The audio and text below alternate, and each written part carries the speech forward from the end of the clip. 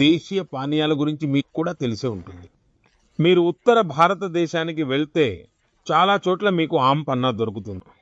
పచ్చి మామిడికాయ రుచి, వేసవి నుండి ఉపశమనం కూడా. పంజాబ్, హర్యానా వెళ్తే లస్సీ దొరుకుతుంది, పెద్ద గ్లాసులో లస్సీ. రాజస్థాన్, గుజరాత్లలో మజ్జిగ, అది ప్రతి భోజనానికి తోడుగా ఉంటుంది.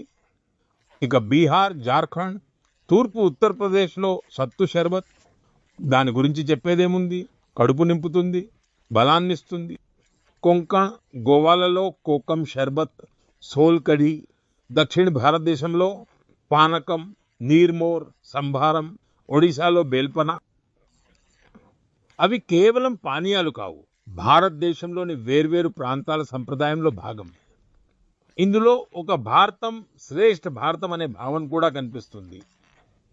ఇంకో విషయం తప్పక గుర్తుంచుకోండి, వీటిలో చాలా వరకు మన సొంత వంటగది నుండే వచ్చాయి, మన పొలాల నుండే వచ్చాయి. వీటికి పెద్ద పేరు ప్రఖ్యాతులు లేవు, కానీ తరతరాల అనుభవం వాటిలో ఇమిడి ఉంది. మీరు కూడా వేసవిలో దేశీయ పానీయాలను బాగా ఆస్వాదించండి. మిత్రులారా, వేసవి రాగానే ప్రతి ఇంట్లో మరో చర్చ మొదలవుతుంది. అదే మామిడి పండు. మామిడి పండు ఒక చర్చనీయాంశం. భారతదేశంలో వేసవిలో మామిడి పండు గురించి మాట్లాడుకొని ఇల్లు బహుశా ఉండదు. ప్రతి ప్రాంతానికి దాని సొంత మామిడి, దాని సొంత రుచి, దాని సొంత సువాసన. మహారాష్ట్ర కొంకణ్ల హాపూస్ అల్ఫోన్సో, గుజరాత్ కేసర్, ఇది ఆమ్రస్కు ప్రాణం. ఉత్తరప్రదేశ్ దసరి, ఇంకా నా కాశీ లంగడా. అయితే లంగడా మామిడిలో ఒక ప్రత్యేకత ఉంది. పండిన తర్వాత కూడా దాని రంగు చాలాసార్లు పచ్చగానే ఉంటుంది. బీహార్ జర్దాలు, దాని సువాసన దూరం నుంచే గుర్తుపట్టేలా ఉంటుంది. చౌసా, మాల్దా, ఇలా ప్రతి పేరుతో ప్రజల జ్ఞాపకాలు ముడిపడి ఉన్నాయి. ఇక దక్షిణ భారతదేశానికి వెళ్తే అక్కడ బంగినపల్లి, తోతాపురి, నీలం, మల్గోవా. బెంగాల్లో హిమసాగర్, ఒడిశా, ఆంధ్రప్రదేశ్లలో సువర్ణరేఖ అంటే ప్రదేశం మారుతుంది. మామిడి పండు రూపం, రంగు, దాని రుచి కూడా మారిపోతుంది. మిత్రులారా, మామిడి పళ్ళ ఈ ప్రయాణం ఇప్పుడు గ్రామాల నుండి గ్లోబల్ మార్కెట్కి కూడా చేరుకుంటోంది. ఈరోజు మన్ కీ బాత్ ద్వారా మామిడి పండించే నా రైతు సోదర సోదరీమణులను మనస్ఫూర్తిగా ప్రశంసిస్తున్నాను. మీరు దేశ వ్యవసాయ ఆర్థిక వ్యవస్థకు కేవలం రైతులు మాత్రమే కాదు, చాలా ప్రత్యేకమైన వారు. ఇలాగే కొనసాగించండి మిత్రులారా. ఈ వేసవి రోజుల్లో సాధారణంగా పాఠశాలలకు సెలవులు ఉంటాయి, కానీ నేను ఒక అలాంటి తరగతి గురించి చెబుతాను. అందులో చేరాలని మీకే అనిపిస్తుంది. మిత్రులారా, ఒక పరిస్థితిని ఊహించుకోండి. పిల్లలు, యువకులు, పెద్దలు కూడా వచ్చే ఒక పాఠశాల.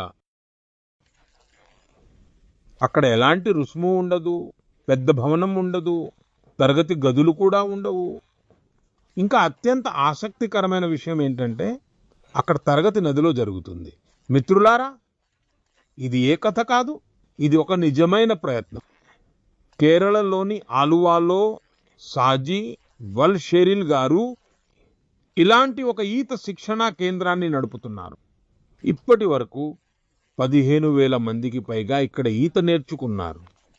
సాజీ గారు దివ్యాంగులైన పిల్లలకు కూడా ఈత నేర్పించారు. ఈ ప్రయత్నం వెనుక ఒక బాధ కూడా దాగి ఉంది.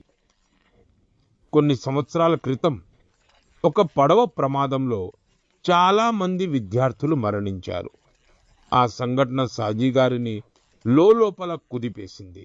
ఆయన పిల్లలకు ఈతొచ్చి ఉంటే బహుశా ఎన్నో ప్రాణాలు నిలిచేవి కదా అని అనుకున్నారు. అంతే, అక్కడి నుండే ఆయన ఈ ఉద్యమం మొదలైంది. మిత్రులారా, సాజీ వల్షేరిల్ గారి జీవితం మనకు ఒక గొప్ప పాఠాన్ని నేర్పుతుంది. సేవ చేయడానికి పెద్ద పెద్ద సాధనాలు అవసరం లేదు. కావాల్సిందల్లా ఒక మంచి సంకల్పం, ఇంకా నిరంతర ప్రయత్నం. వీటితోనే వేలాది మంది జీవితాల్లో మార్పు తీసుకురావచ్చు. నా ప్రియమైన దేశ ప్రజలారా, గడిచిన రోజుల్లో నాకు యూరోప్లోని నెదర్లాండ్స్ వెళ్ళే అవకాశం దొరికింది.